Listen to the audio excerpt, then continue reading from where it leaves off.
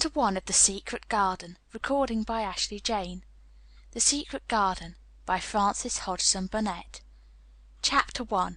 There is no one left. When Mary Lennox was sent to Misselthwaite Manor to live with her uncle, everybody said she was the most disagreeable looking child ever seen. It was true, too. She had a thin little face, and a little thin body, thin light hair, and a sour expression.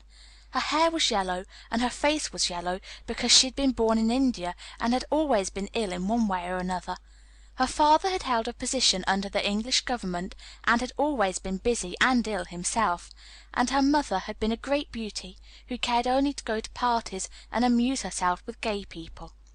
She had not wanted a little girl at all, and when Mary was born she handed her over to the care of an ayah, who was made to understand that if she wished to please the Mem Sahib she must keep the child out of sight as much as possible. So when she was a sickly, fretful, ugly little baby she was kept out of the way, and when she became a sickly, fretful, toddling thing she was kept out of the way also. She never remembered seeing familiarly anything but the dark faces of her ayah and the other native servants, and as they always obeyed her and gave her her own way in everything, because the Mem Sahib would be angry if she was disturbed by her crying, by the time she was 6 years old she was so tyrannical and selfish a little pig as ever lived. The young English governess who came to teach her to read and write disliked her so much that she gave up her place in 3 months, and when other governesses came to try to fill it, they always went away in a shorter time than the first one. So if Mary had not chosen to really want to know how to read books, she would never have learned her letters at all. One frightfully hot morning, when she was about 9 years old, she awakened feeling very cross, and she became crosser still when she saw that the servant who stood by her bedside was not her ayah. "Why do you come?" she said to the strange woman. "I will not let you stay. Send my ayah to me." The woman looked frightened, but she only stammered that the ayah could not come, and when Mary threw herself into a passion, and beat and kicked her, she looked only more frightened, and repeated that it was not possible for the ayah to come to Mrs. Sahib. There was something mysterious in the air that morning. Nothing was done in its regular order, and several of the native servants seemed missing, while those whom Mary saw slunk or hurried about with ashy and scared faces. But no one would tell her anything, and her ayah did not come. She was actually left alone as the morning went on, and at last she wandered out into the garden and began to play by herself under a tree near the veranda. She pretended that she was making a flower bed, and she stuck big scarlet hibiscus blossoms into little heaps of earth, all the time growing more and more angry, and muttering to herself the things she would say and the names she would call Sadie when she returned. "Pig, pig, daughter of pigs," she said, because to call a native a pig is the worst insult of all. She was grinding her teeth and saying this over and over again when she heard her mother come out on the veranda with someone. She was with a fair young man, and they stood talking together in low, strange voices. Mary knew the fair young man who looked like a boy. She had heard that he was a very young officer who had just come from England. The child stared at him, but she said most at her mother. She always did this when she had a chance to see her, because the Mem Sahib, Mary used to call her that oftener than anything else, was such a tall, slim, pretty person, and wore such lovely clothes. Her hair was like curly silk, and she had a delicate little nose which seemed to be disdaining things, and she had large laughing eyes. All her clothes were thin and floating, and Mary said they were full of lace. They looked fuller of lace than ever this morning, but her eyes were not laughing at all. They were large and scared, and lifted imploringly to the fair boy officer's face. "Is it so very bad?" "Oh, is it?" Mary heard her say. "Awfully," the young man answered in a trembling voice. "Awfully, Mrs. Lennox. You ought to have gone to the hills 2 weeks ago." The Mem Sahib wrung her hands. "Oh, I know I ought," she cried. "I only stayed to go to that silly dinner party. What a fool I was!" At that very moment such a loud sound of wailing broke out from the servants' quarters that she clutched the young man's arm, and Mary stood shivering from head to foot. The wailing grew wilder and wilder. "What is it? What is it?" Mrs. Lennox gasped. "Some one has died," answered the boy officer. "You did not say it had broken out among your servants." "I did not know," the men Sahib cried. Come with me, and she turned and ran into the house.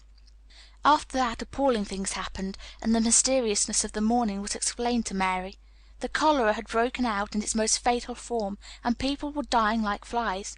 The ayah had been taken ill in the night, and it was because she had just died that the servants had wailed in the huts. Before the next day 3 other servants were dead, and others had run away in terror. There was panic on every side, and dying people in all the bungalows.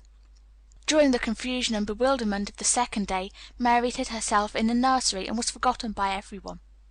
Nobody thought of her, nobody wanted her, and strange things happened of which she knew nothing. Mary alternately cried and slept through the hours. She only knew that people were ill, and that she heard mysterious and frightening sounds. Once she crept into the dining room and found it empty. Though a partly finished meal was on the table, and chairs and plates looked as if they had been hastily pushed back when the diners rose suddenly for some reason. Child ate some fruit and biscuits, and being thirsty, she drank a glass of wine, which stood nearly filled. It was sweet, and she did not know how strong it was. Very soon it made her intensely drowsy, and she went back to her nursery and shut herself in again, frightened by the cries she heard in the huts and by the hurrying sound of feet. The wine made her so sleepy that she could scarcely keep her eyes open, and she lay down on her bed and knew nothing more for a long time. Many things happened during the hours in which she slept so heavily, but she was not disturbed by the wails and the sounds of things being carried in and out of the bungalow. When she awakened, she lay and stared at the wall. The house was perfectly still. She had never known it to be so silent before. She heard neither voices nor footsteps, and wondered if everybody had got well of the cholera and all the trouble was over. She wondered also who would take care of her now her ayah was dead. There would be a new ayah, and perhaps she would know some new stories. Mary had been rather tired of the old ones. She did not cry because her nurse had died. She was not an affectionate child, and had never cared much for anyone. The noise and hurrying about and wailing over the cholera had frightened her, and she had been angry because no one seemed to remember that she was alive. Everyone was too panic-stricken to think of a little girl no one was fond of. When people had the cholera, it seemed that they remembered nothing but themselves. But if everyone had got well again, surely someone would remember and come to look for her. But no one came, and as she lay waiting, the house seemed to grow more and more silent. She heard something rustling on the matting, and when she looked down she saw a little snake gliding along and watching her with eyes like jewels. She was not frightened, because he was a harmless little thing who would not hurt her, and he seemed in a hurry to get out of the room. He slipped under the door as she watched him. "How queer and quiet it is," she said. "It sounds as if there were no one in the bungalow but me and the snake." Almost the next minute she heard footsteps in the compound, and then on the veranda. They were men's footsteps, and the men entered the bungalow and talked in low voices. No one went to meet or speak to them, and they seemed to open doors and look into rooms. "What desolation!" she heard one voice say. "That pretty, pretty woman! I suppose the child, too. I heard there was a child, though no one ever saw her."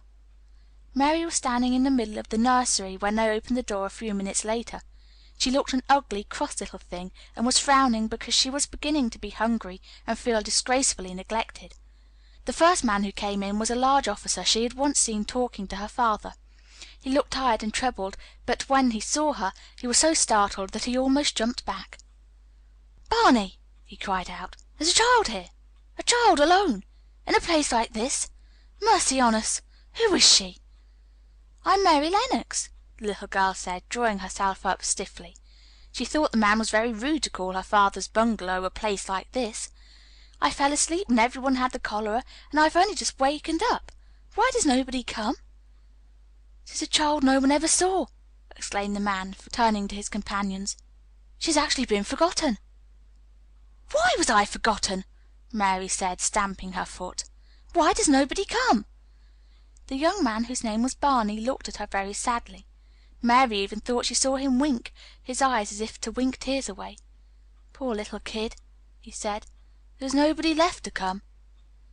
It was in that strange and sudden way that Mary found out that she had neither father nor mother left, that they had died and been carried away in the night, and that the few native servants who had not died also had left the house as quickly as they could get out of it, none of them even remembering that there was a Mrs. Sahib.